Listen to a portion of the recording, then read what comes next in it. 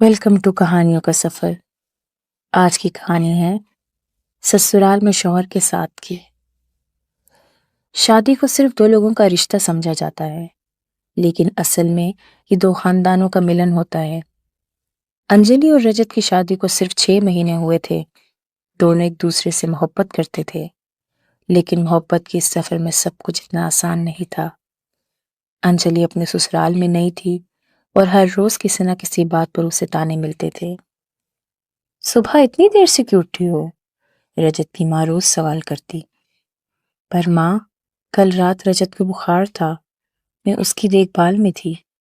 अंजलि हल्की सी मुस्कुराहट के साथ जवाब देती, मगर जवाब सुनने वाला कोई नहीं था।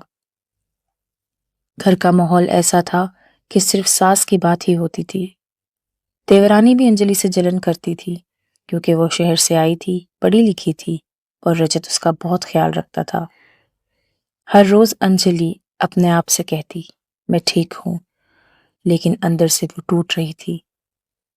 रजत अपनी जॉब और जिम्मेदारियों में मसरूफ था, लेकिन उसे भी महसूस होने लगा कि अंजलि की मुस्कुराहट झूठी है। एक शाम जब रजत घर आया तो अंजलि चुपचाप बैठी थी। उसके आंखों में आंसू थे। रजत ने पूछा, क्या हुआ?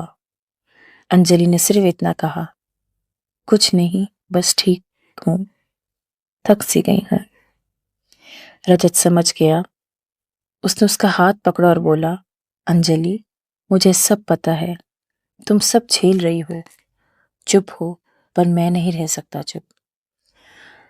अगले दिन नाश्ते के वक्त जब माँ ने फिर से तंजन कहा, शहर वाली लड़की को तो सुबह उठना भी नहीं आता, तो रजत ने पहली बार बीच में बोला, माँ, अंजलि सिर्फ मेरी बीवी नहीं है, इस घर का हिस्सा है।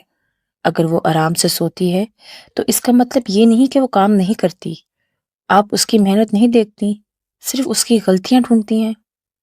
सब घूर कर देखने लगे। रजत ने पहली बार ऐसा जवाब दिया था, माँ, जब मुझे बुखार था तो अंजलि ने सारी रात मेरी देखभाल की।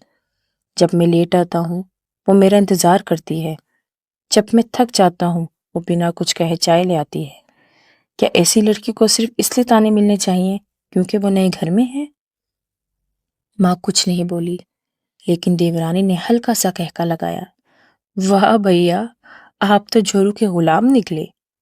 रजत उसकी तरफ देखा और बोला, अगर अपनी बीवी का साथ देना गुलामी है तो मैं फख्र से गुलाम हूं। अंजलि की आंखों में आंसुओं का समुंदर था, लेकिन इस बार दर्द के नहीं, सुकून के। उस दिन के बाद रजत ने हर जगह अंजलि का साथ दिया। जब उसे किचन में काम आता, रजत भी छोटी छोटी चीजें कर देता। कभी प्लेट्स उठाना, कभी पानी भरना। घर वाले पहले हैरान हुए, लेकिन धीरे धीरे इस नए रिश्ते को समझने लगे। एक दिन माँ ने खुद कहा, अंजलि बेटा, तुम चाय बनाओगी? तुम्हारे हाथ की बहुत अच्छी होती है। ये वही माँ थी जिन्होंने कभी अंजलि के हाथ से पानी भी नहीं पिया था। अंजलि के लिए सब एक नई दुनिया थी।